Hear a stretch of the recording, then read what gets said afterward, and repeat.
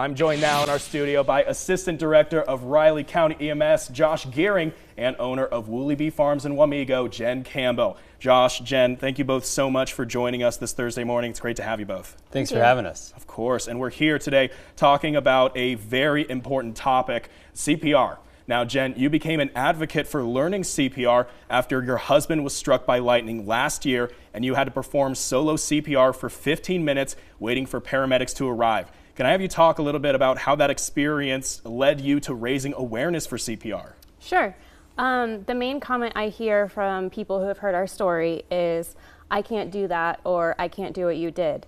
And you know, the thought pops in my head, can't do what? Can't do CPR, can't do CPR on your spouse.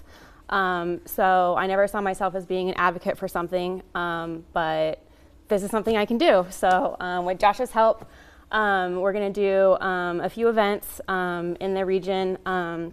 I've got some events in Manhattan, Wamego, and Topeka to help spread the word, get people trained so that they can do what I did. Yeah, amazing. Well, Josh, from the Riley County EMS perspective, can I have you talk a little bit about how pivotal that everyday people knowing this life-saving skill can be? You know, how much of a difference did Jen make for her husband and for the first responders? Yeah, absolutely. I think it's very pivotal. So when we think about surviving an event like sudden cardiac death, we kind of like to think of a series of links in a chain, right?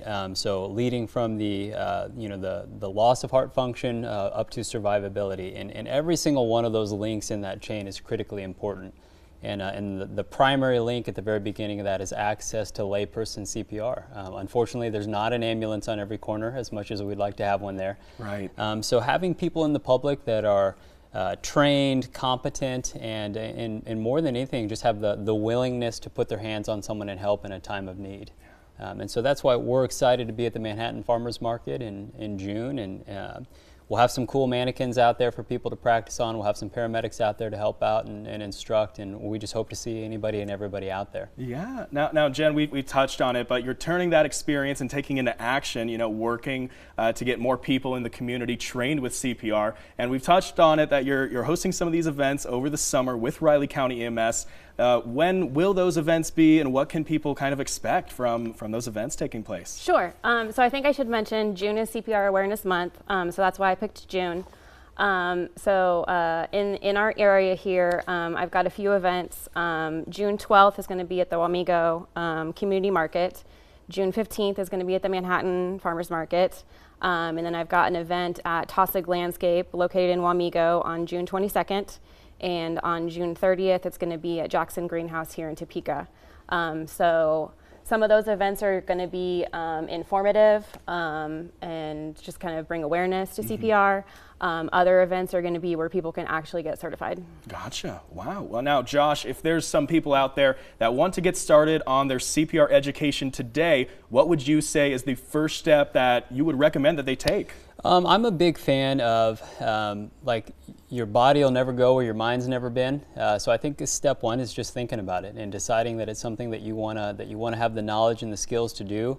Most dispatch centers nowadays will kind of walk you through CPR if you call. There's plenty of different resources available online, so you can look at Red Cross, American Heart, call your local EMS department.